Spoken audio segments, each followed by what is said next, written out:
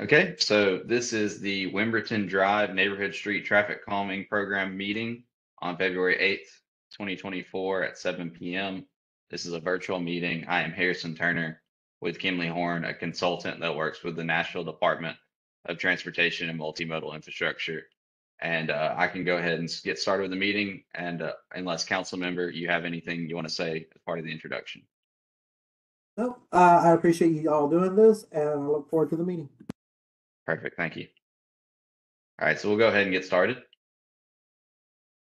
So we're just going to start with an overview of kind of what is traffic calming, what is the program, what are the tools we have, and then we'll get into the actual design for your street. So what is traffic calming? We focus on residential streets, and we have physical solutions that encourage lower speeds over significant lengths. And that is really focusing on speed reduction. The idea of the program is to get cars going at a safe speed for all users while still allowing them to get to where they need to go in a reasonable time. So that is really the focus, is get roads down. Neighborhood roads, we're not focusing on big highways or interstates or anything, but neighborhood streets where people will be out living and enjoying the street, getting cars and vehicles down to a safer speed so that everybody can do that. So the way we do that is through the 3 E's. The first E is education. That is something like this program where we're educating people about the dangers of speeding and about ways that you can drive safer and really promote a safe environment. The second E is enforcement. That is with our great partners at the Metro Nashville Police Department. They handle the enforcement of speed limits, stop signs, that sort of thing. And they do a great job with what the resources they have at this second E. And then the third E, which is near and dear to my heart as a traffic engineer, is the engineering. It's what we can do to design the street to be safer and to promote these slower speeds, which are safe for everybody. The reason we do this, like I said, is safety and vision zero, which is the vision that there will be 0 deaths on our streets. That is the end goal. So the way we do this is once again by slowing speeds down, because there's a direct correlation between speed and the likelihood of surviving an incident. So if a vehicle is going at 45 miles an hour and it strikes a pedestrian, that pedestrian only has a 35% chance of surviving that accident. And that jumps to 89% if a vehicle is going at 25 miles per hour. So we're trying to get vehicles to go at a safer speed where there is the potential for a pedestrian to be involved with a collision, so that the pedestrian and the vehicle, person in the vehicle, can walk away from the incident if it does happen. So this is a very popular program. We've had over 500 applications for neighborhood streets to be part of the program. In the summer of 2023, we were able to select 85 of those streets to actually go through the program, to have designs, and then moving forward, hopefully with construction of the traffic calming devices. So if you have any questions or anything outside of the neighborhood street traffic calming program, I highly recommend that you use Hub Nashville. You can call 311. You can go to hub.nashville.gov. They also have a great app. I personally have used it to fix sidewalk in front of my street. I was able to take a picture of it, submit what street it was on and roughly where the sidewalk was broken, submitted it to Hub, and they were able to get it to their contract, or the NDOT was able to get it to their contractors to be able to go out there and repair the sidewalk. So I highly recommend using Hub if you ever have any need to talk to the Metro government, because they can get it to the right people. So the way your street was selected from all those 500 applications was based on this prioritization matrix. We have 5 criteria that we look at, and we have them weighted differently. The number 1 criteria is vehicular speeds, and that is 45% of the prioritization matrix, and that is speeds over 25 miles per hour. The next thing we look at is volume. That's how many vehicles per day drive on your street. Then we also look at vulnerable users, injury fatalities, non-driver accommodations, and then trip destinations. So that's how we select your street out of those 500 plus streets that have been applied for. So talking about your street, Wemberton Drive between Norwalk Drive and Elm Hill Pike, the 85th percentile speed was 33 miles per hour. That is faster than we would like to see it on a neighborhood street. And then there's 1,306 vehicles per day, which is not a small amount for a neighborhood street. So that's really the two main criteria that selected your street to be part of the program. And here is a map of Wemberton Drive. It's the line here in green from Norwalk Drive on the north side to Elm Hill Pike on the south side. So the way we implement traffic calming is through our tools. So I'll run through our toolkit real quick. This is the Neighborhood Street Traffic Calming Programs set of tools. And the first one is our bread and butter. It's our main tool. It's the one we like to use the most because we know it promotes slower speeds. And that is the speed cushion. It's modular, rubberized device. It has a great impact on being able to bring regular vehicles down to a slower speed, but it does have the cut throughs that allow for emergency vehicles to get through with less impediment than a speed table. They're about 3 inches tall. They're roughly 6 feet wide, and we can vary the lengths between 7 and 14 feet, depending on our design. The next device we have is those speed tables. They're the longer ones that do not have the cut throughs. We do use these on occasion, although we do typically prefer the cushions because of the impact that these speed tables can have to emergency vehicles like ambulances and fire trucks, where the speed cushions have less of an impact. These are also modular rubber devices, about 3 inches tall. These are usually 21 feet in width. They can vary a little bit, but 21 feet in width, and then they're 14 feet long. And just proving that these do work, we have collected data on 6 different streets where before and after installation of these physical devices, and the average speed of those 6 streets before the devices was 31 miles per hour, and that dropped down to a safer 22 miles per hour. And then the 85th percentile speed was 37, which is pretty high for a neighborhood street, and we were able to get it down to 25. So these vertical measures do have a good impact of about 10 miles per hour, a little bit more on neighborhood streets of getting the speeds down to a safer running speed. Some other tools we have are radar feedback signs. We like to use these in curves and on hills where we cannot put a speed cushion. They have an average reduction of about 6 miles per hour and 7 miles per hour on the 85th. And we do like to use them, like I said, in places where we can't typically use cushions or tables. Another tool we have is pavement markings. Typically, we like to narrow lanes down. It gives a visual that cars do not have as much space as they really do, which makes them slow down naturally. So we do like to institute narrowing, typically with those white edge lines, as you see in these 2 pictures, whenever we can to try to narrow that lane down and just naturally promote a lower speed. Another thing we can use very similar are bulb outs and chicanes. Bulb outs are what you see on the left side of the screen. They're where we paint and post with those flexible delineators in intersections, trying to really get cars to where they have to make a sharper turn around intersections instead of just being able to take a wide turn at a higher speed. You have to take a sharper turn, which you can't make unless you slow down to a lower speed. So that's what those are for. And then you have chicanes on the right, is where we vary horizontally the lane of traffic through the road using on-street parking or something of that nature, which makes the cars horizontally deflect. And because of that deflection, you have to take it at a slower speed. So those are chicanes, and they're great for wider streets when we can use it in conjunction with on-street parking. Another thing we use are traffic circles. We like to use these on bigger intersections that have a lot of pavement, so we can take out kind of the middle of the intersection and make cars horizontally deflect through the intersection, which promotes a slower speed. To make the movement, you have to slow down, and that's the point of these. So for your street, it's a fairly short street between Elm Hill Pike and Norwalk Drive. So we're going to propose 3 sets of cushions. Those are spaced at around 500 feet between the cushions, which is per engineering standard.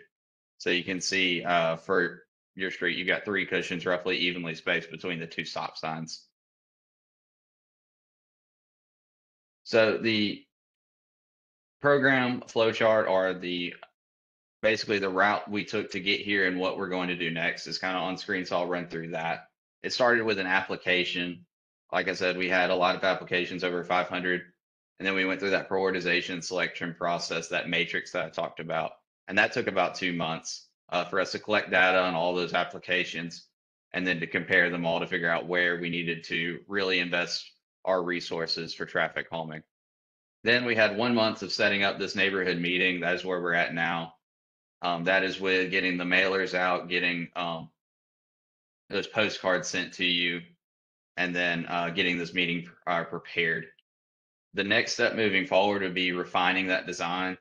So that concept that I just showed, we'll go through, we'll do a field review, we'll really define exactly where those cushions are going to be placed and anything else that comes out of this meeting that we think we need to look at. We'll go through and do a real refined design to get that finalized. And that takes about 2 months. If this group would like, we can move to a second neighborhood meeting after we have that final design where I could present it back to the group. If not, we can go straight to an online ballot. That takes about 2 months by the time we get the ballot out to you. And then there's a 6-week voting window. To be successful with the ballot, you need to have 66% favorable votes. Assuming the ballot is successful, then you go to the construction period. That is around 8 to 10 months of time frame from the successful ballot to actually getting the materials installed. There has been a very large backlog of projects that we're trying to work through. So we're really trying to narrow or to get that window down and really speed up the construction process. And that is a goal of NDOT and a priority. But right now, just with the backlog we have and with the contractors that we have already on contract, we are looking at about 8 to 10 months before we can actually get them installed from a successful ballot. So what the ballot looks like, it's very similar to the postcard that you received today. It's an online ballot where you have a QR code that you can get to, or you have a link where you could type it in. There is also a phone option where you can call in if you are unable to use the online portion. And you just respond with yes or no. You're also giving a unique ID so that we know that it is you that actually voted. So every homeowner gets their own unique ID. And like I said, we need a 66% vote for yes to be able to go. So if we had 10 people vote, we need 7 yeses. If we have 3 people vote, we need 2 yeses. It is based on how many people vote, not how many people live on the street. So the ballot zone is everybody that physically has property located on Wemberton Drive. It's residential properties, churches, and schools are the three entities that get votes. And if you own multiple properties on Wemberton Drive, you only get 1 vote. So if you own a house and you own the house beside you and you rent that one out, you only get 1 vote because you are an owner on Wemberton Drive. Vacant properties are ineligible, and then if any businesses, which I don't think there are also ineligible. So if after this presentation's over, if you have any questions, feel free to contact NDOT at NDOT.TrafficCalming.Nashville.gov. You can also reach out to me directly. I'm the project manager for this project. My name is Harrison Turner, and I can be reached at harrison.turner@kimley-horn.com. So I'll open it up to any questions about the program, about the timeline, about the concept. Any feedback you want to give me as we move forward with this design is absolutely welcome. So I'll open the floor to any questions. Yes, Aaron. Hey, yeah, so are these ballots being mailed out to us? Yes, they will be mailed out when we get through the design portion. Okay, cool. That's all I wanted to know. Thanks. They Absolutely. only getting mailed out to people that live on Wemberton, or is it everybody in the neighborhood? Yes. So if you can see the screen, everybody shown in yellow gets a ballot. It is only properties that physically front Wemberton Drive. Okay. Hi, Jessica Schultz here. So I'm actually on Noble Valley, which is a street over. And I'm very happy for Wemberton to have been chosen, but I am concerned about if this is passed, what kind of repercussions my road is going to have, as more people will probably choose to drive on my street now. Absolutely. That is a very valid concern. The point of the program is to slow down vehicles on streets that are selected. We're not trying to deflect any body over to a different street or change any traffic patterns.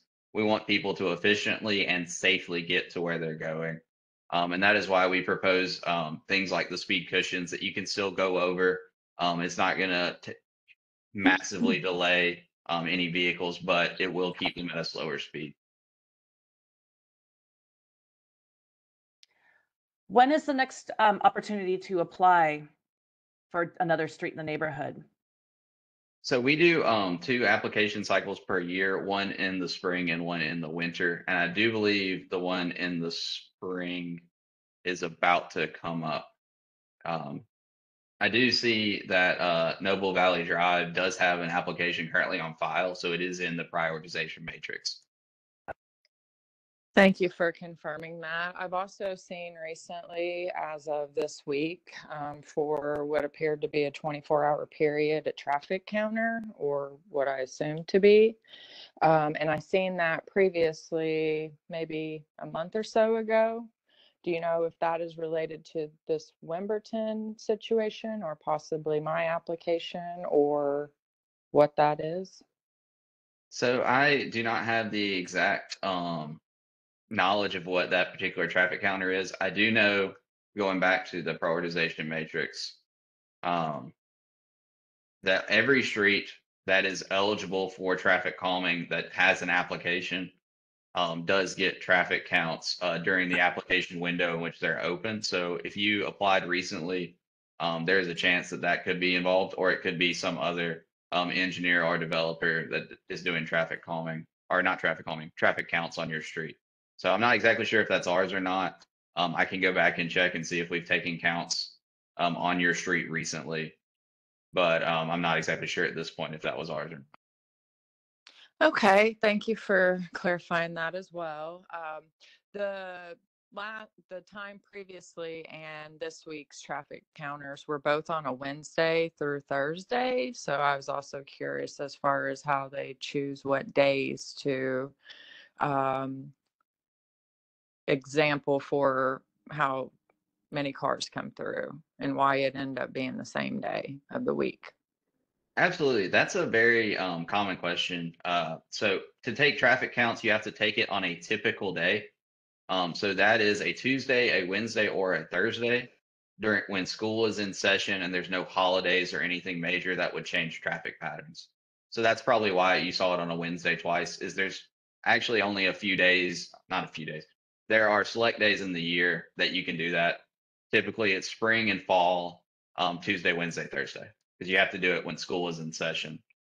So this is currently, we just opened back up for traffic counting season, and that'll run through about end of April, maybe early May, depending on school schedules. Okay, thank you for clarifying. Absolutely. If I had applied for my street, Norwalk Drive, along with Wemberton a couple years ago, if you apply, is it always in there? Or do I need to reapply for I do Norwalk in believe the spring? I do believe the applications are 2 years. They're in the system, Okay. but you can feel free to reapply if you would like to, just to make sure it's back in the system. There is a GIS website that shows all of the streets currently. I'll show it right here. So everything that's shown in purple has an application on file that we're currently looking at. Okay, so I think that is Norwalk.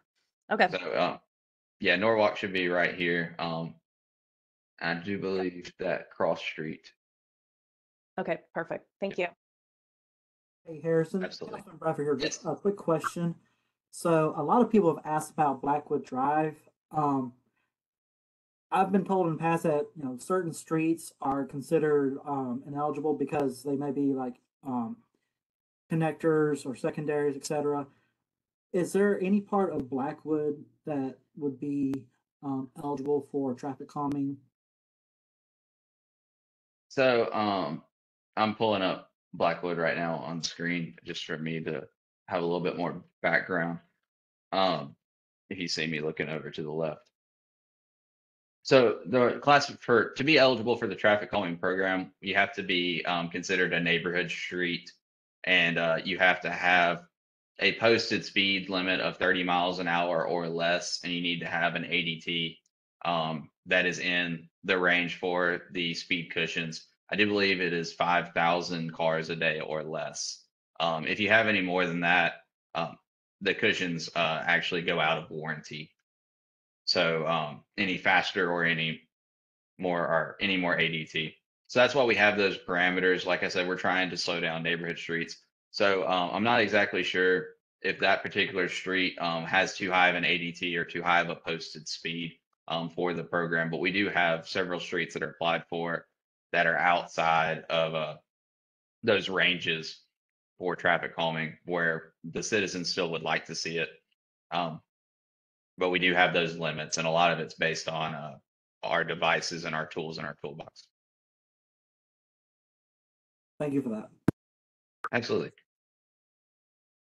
So I may have missed it. I understand that Wemberton is going to get speed cushions, but are they also going to get the lines painted on the road? Let's see. So that is something we can, sorry, I'm flipping through the screens. So that is something we can look at with the pavement or the pavement markings and the narrowing. And I'm going back to Wemberton's exact data. So we will definitely look and see if we can institute so those edge lines, trying to narrow it down. Typically, if streets are pretty narrow already, we typically do not add edge lines just because there's not a huge benefit. But if we have a wider street, then we can put in edge lines. There is also a trade-off. If the street is too wide, then it looks like a delineated parking lane, which has its pros and cons. But that is something we'll definitely look at as we move to that further design. And back to my question about traffic kind of being diverted, probably more by preference of the drivers, not wanting to go over the speed cushions. Do you all do any kind of follow up on how the traffic calming on one road would or would not affect the other roads near it? We do not currently take before and after counts of the surrounding streets to see how traffic calming affects the surrounding streets. Um, like I said, that's not the goal of the program. The goal of the program is to really kind of narrow and target streets that we have identified as needing it the most, and then slowing those streets down. So we're not looking at, if traffic is diverting around Wemberton or not with this program or with this project. We're mostly focusing on trying to get Wemberton down to a safe speed for all users. We do understand that that does happen on occasion, people picking different routes based on these traffic calming devices, but that is not the goal of the program. Okay, well, hopefully we get chosen too.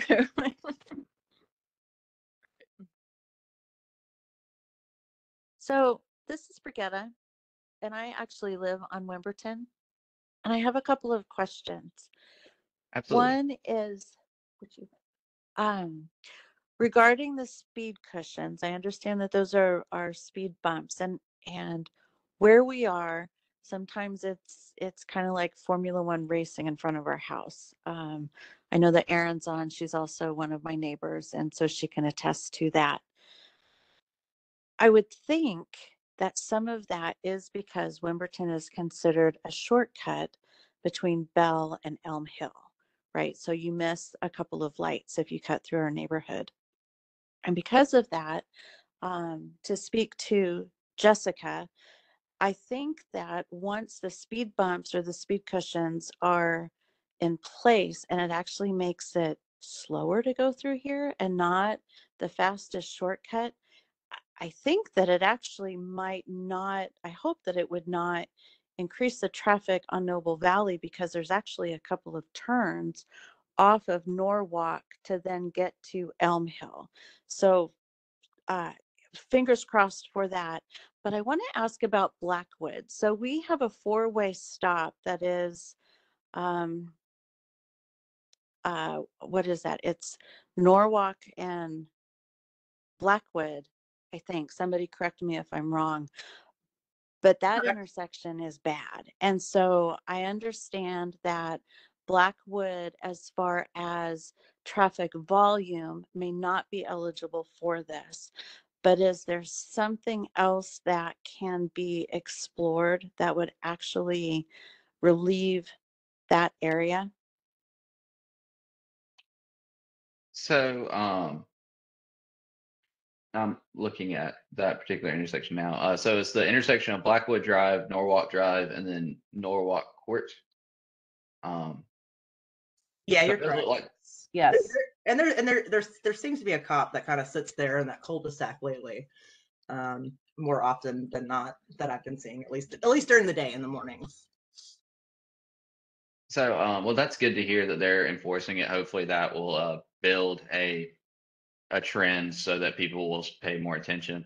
Unfortunately, as part of this program, I think Blackwood is probably ineligible based on this conversation. We have to go back and check the data. There's potentially something we might be able to do on Norwalk, assuming that Norwalk is eligible. However, I would highly suggest that you put in any of those type of requests into Hub Nashville, and it can get over to one of the other sections of NDOT, potentially the traffic department. So they could look at it from that standpoint. But I don't know if there's anything we can do from the traffic calming program for that, as we're focusing on mostly just neighborhood streets like Wemberton Drive. Okay, thank you. Absolutely. I had one other question about Norwalk. Unless I'm wrong, I think the speed limit signs might say 35. And so you said that would make us not eligible. That is correct. We try to keep the program for 30 and under That uh, is there any posted way to speed. change it to 30 or change the speed limit on the street? Because people fly up that street and then fly down Wemberton. It's ridiculous. It is ridiculous. I mean, like, I would never do this because I'm an upstanding citizen, but like, I kind of want to sit out there some nights and like throw like ceramic at people's cars or tacks, to pop their tires. Yes. I mean, it's just like, we have a kid in the house that's trying to learn how to ride her bike, and it's kind of like nerve wracking to have her go out there. Yeah. I won't even walk my dog down my street. It's too much. Yeah. I mean, how could we apply to maybe have 35 does seem high for a neighborhood street. It does. 35 is definitely high for a neighborhood street. So I'll go back and double check what the speed limit is on Norwalk, just to confirm it is 35. And then what you can do, like I said, is put it into Hub Nashville and try to get it and denote it to go to the traffic department. So the traffic department NDOT can then do a study on the street and determine if it would be if it is eligible to go down to 30. I know NDOT is currently promoting multimodal users, particularly pedestrians and bicyclists, and really promoting that they can get around in a safe manner instead of just letting cars run wild. So they are currently looking at different neighborhoods and lowering speed limits. So that is something that can be done through the traffic department. So I would once again suggest go to hub.nashville.gov, call 311, or go to the app and put it in your request for Norwalk Drive to be looked at to consider dropping the speed limit down to a safer speed like a 25 or a 30. Okay. Awesome. Thank you. Absolutely.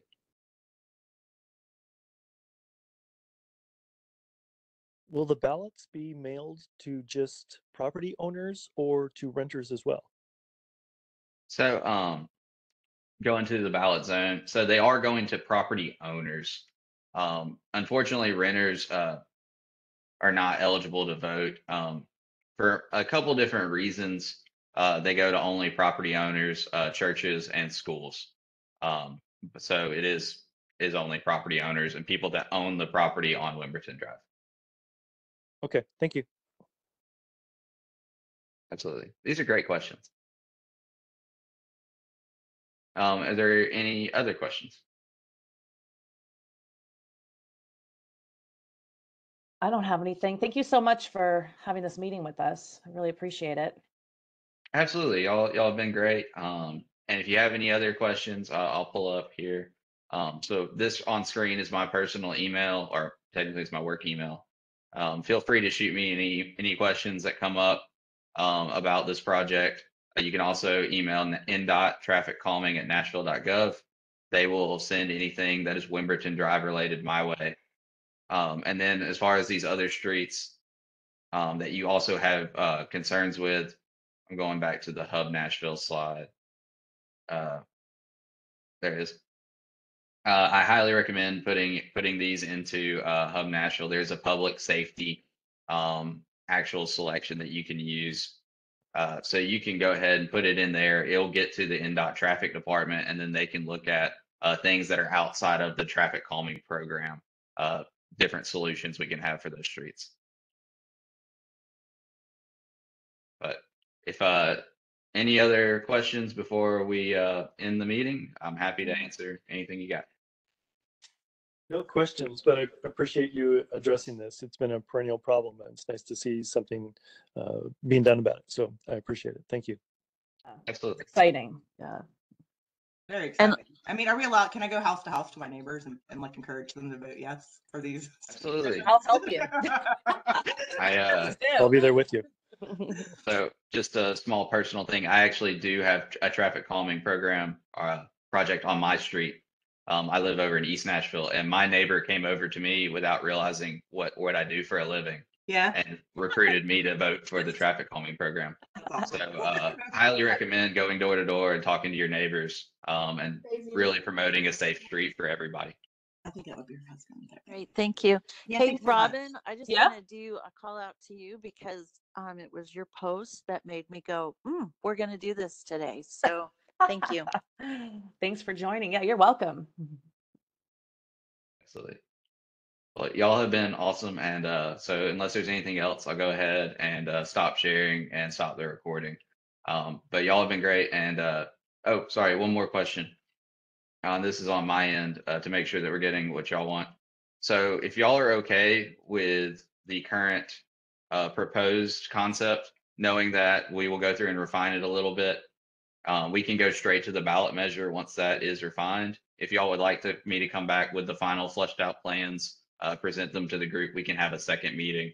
If you skip the second meeting, you do get to jump the queue a little bit and it cuts down about a month of getting the devices installed. So I'll leave that up to y'all. Typically, we say unless somebody really wants the second meeting, we'll just skip it and go straight to the ballot. But does anybody want the second meeting or think it'd be necessary? I mean, I'm 100% straight to the ballot. Yeah. Me as well. That sounds great. We can go straight to the ballot and we will go ahead and get the design fleshed out as quickly as my team can get it done. And then we'll send out ballots. Expect to see those in your mailbox within a month or two. Great. Thank you. Awesome. Thanks. Thank you all so much. Thank you. Thank you, Harrison. Have a great night. Thanks, everyone. Y'all have a great night. Fun.